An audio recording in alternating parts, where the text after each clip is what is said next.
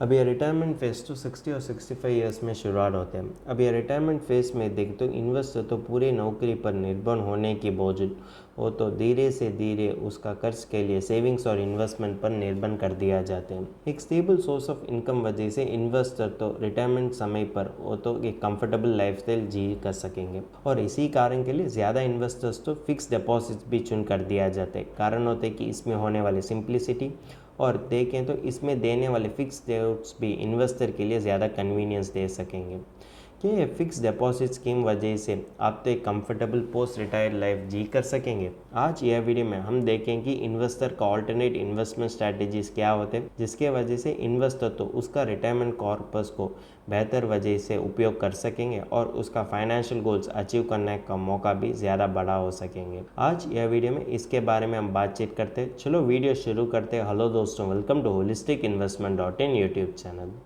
ज़्यादा रिटायरिस्ट तो जो इन्वेस्टमेंट व्हीकल उसके लिए प्रेडिक्टेबल रिटर्न्स दे सकेंगे उसको वो तो चुनने के बारे में सोचते हैं कि प्रेडिक्टेबल रिटर्न्स देने वाले इन्वेस्टमेंट व्हीकल वजह से आप तो आपका food, health care, leisure activities के लिए होने वाले खर्च को पूरा कर सकेंगे। आपका रिटायरमेंट कॉर्पस तो आपका मेहनत की एक रिजल्ट होते हैं। इसी कारण के लिए आप तो आपका रिटायरमेंट के समय पर उस कॉर्पस को एफिशिएंटली हैंडल करने की भी आवश्यक पड़ती है। आज हम देखें कि जिस तरीके का इन्वेस्टमेंट ऑप्शन आप तो आपका ऑब्जेक्टिव को अचीव करने में मदद कर सकेंगे। इसी कारण के लिए हम तो 4 डिस्टिंक्ट सिनेरियोस का अज्यूम करते हैं और ये 4 डिस्टिंक्ट सिनेरियोस वजह से आपको एक बेटर अंडरस्टैंडिंग मिलती है कि जिस तरीके से आप तो आपका फाइनेंशियल गोल्स अचीव कर सकेंगे।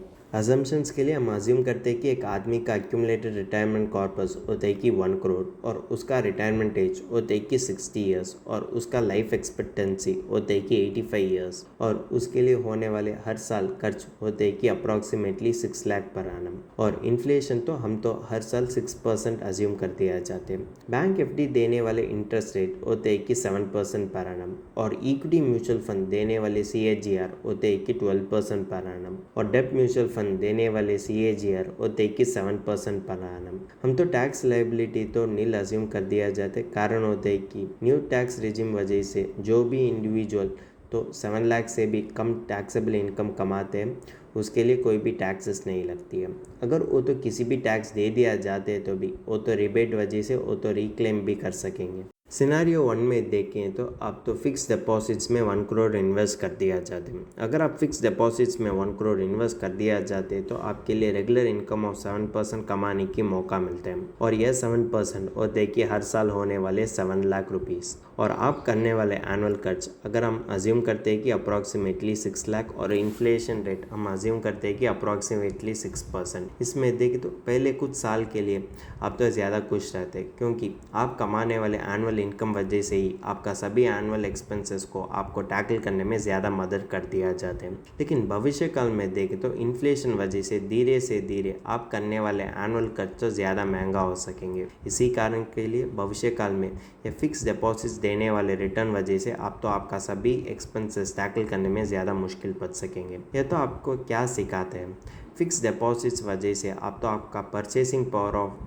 तो रिटेन नहीं कर सकेंगे और देखें तो फिक्स डिपॉजिट्स एक अच्छा स्कीम नहीं होते भविष्य काल में इन्फ्लेशन टैकल करने के लिए। सिनेरियो 2 में देखें तो इन्वेस्टर तो 1 करोड़ रुपीस डेब्ट म्यूचुअल फंड में इन्वेस्ट कर दिया जाते हैं और सिस्टमेटिक विड्रॉल प्लान और SWP होने के कारण इन्वेस्टर तो म्यूचुअल फंड इन्वेस्टमेंट से उसका सभी खर्च के लिए वो तो रेगुलर इंटरवल्स में एक फिक्स्ड अमाउंट ऑफ मनी को निकाल कर सकेंगे। इसमें देख तो इन्वेस्टर तो पूरे 1 करोड़ डेब्ट म्यूचुअल फंड में इन्वेस्ट कर दिया जाते हैं और SWP वजह से इन्वेस्टर के लिए और भी फायदा होता है। इन्वेस्टर तो उसका नीड्स और राइजिंग एक्सपेंसेस पर ध्यान रखकर उसका विड्रॉयल को एडजस्ट कर सकेंगे। अगर वो कमाने वाले एनुअल इनकम उसका सभी खर्च के लिए उतना सफिशिएंट ना है तो भी इन्वेस्टर के लिए एक चॉइस होते है कि वो एनुअल इनकम को बढ़ाने के लिए। लेकिन जब इन्वेस्टर उसको बढ़ाने के बारे में सोचते तो इन्वेस्टर तो उसका कैपिटल पर भी ध्यान रखने की आवश्यक पड़ती है क्योंकि जब वो तो एनुअल इनकम बढ़ाते उस समय उसका कैपिटल भी धीरे से धीरे कम पड़ती है और जब वो तो 80 ईयर्स इसी तरीके से पहुंचते उसके हाथ पर कोई भी फंड नहीं होते जीने के लिए।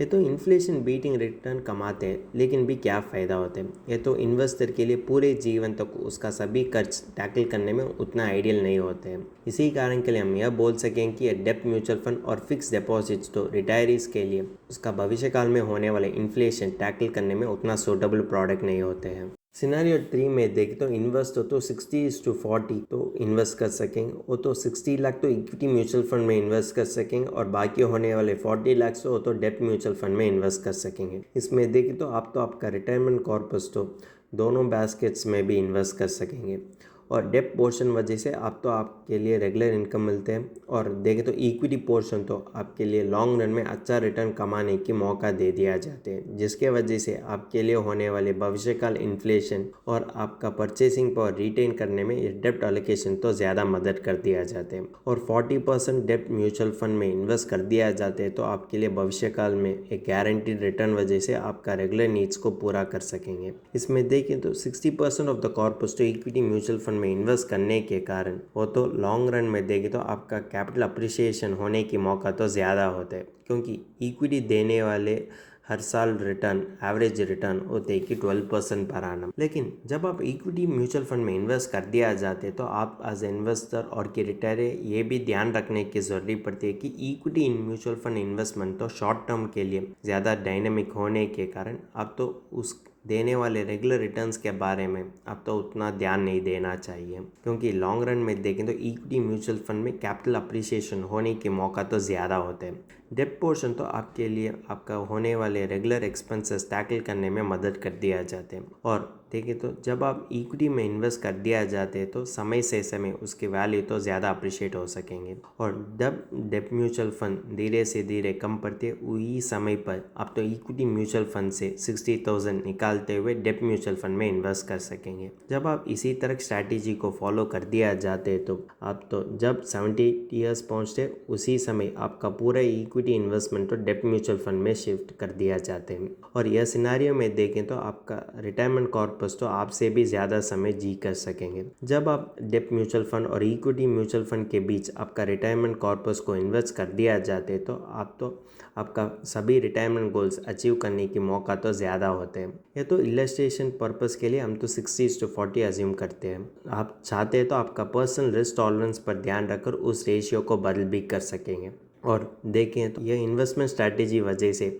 आप तो आपका रेगुलर इनकम को भी सुरक्षित कर सकेंगे और आपका परचेसिंग पावर भी रिटेन होते हैं और इसमें देखें तो आपका कॉर्पस तो आपसे भी ज़्यादा समय जी कर सकेंगे। ये तो रिटायरीज के लिए एक परफेक्ट इन्वेस्टमेंट स्ट्रैटेजी की तरह लगती है और कि एक परफेक्ट इन्वेस्टमेंट कॉम्बो की तरह लगती है।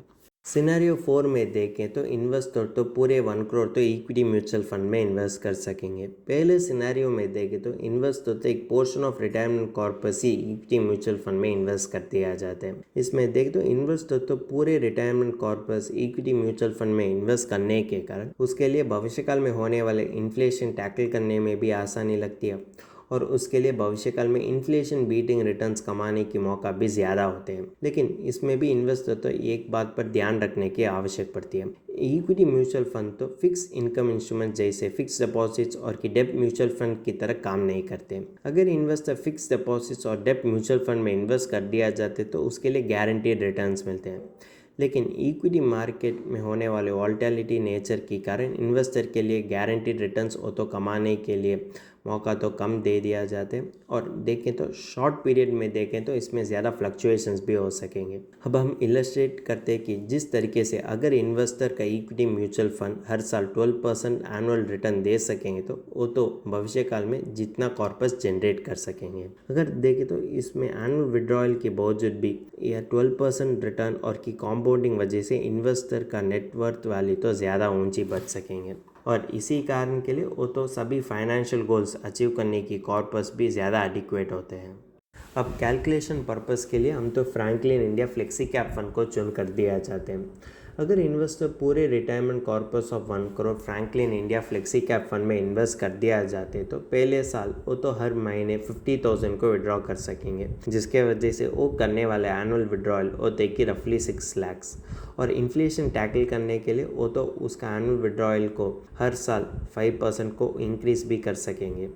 और इसमें देखें तो हम अज्यूम करते हैं कि इन्वेस्टर विड्रॉयल तो 1999 साल से शुरू होते हुए 2023 तक होते हैं। अगर इन्वेस्टर यही टाइम फ्रेम में इन्वेस्ट कर दिया जाते हैं तो उसका फाइनल मेच्योरिटी वैल्यू 25 ईयर्स होने के बाद होते कि 92.35 करोड़ और उसका CAGR होते कि 22.23%। ये तो ज़्यादा स्टैगरिंग रिटर्न की तरह लगती है। अगर इन्वेस्टर पूरे तरीके से इक्विटी असेट क्लास में इन्वेस्ट कर दिया जाते तो इन्वेस्टर के लिए ज़्यादा डिसएडवांटेजेस भी लगती है। कारण होते कि इसमें होने वाले हायर लेवल ऑफ रिस्क। अगर किसी भी समय मार्केट डाउन टर्न आए तो ये समय इक्विटी मार्केट के लिए लंबे समय लगती है रिकवर होने के लिए, और ये लंबे समय तक जो इन्वेस्टर पूरे तरीके से इक्विटी म्यूचुअल फंड में इन्वेस्ट कर दिया जाते उसके लिए उसका रिटायरमेंट नीड्स पूरे करने में ज़्यादा मुश्किल पड़ सकेंगे।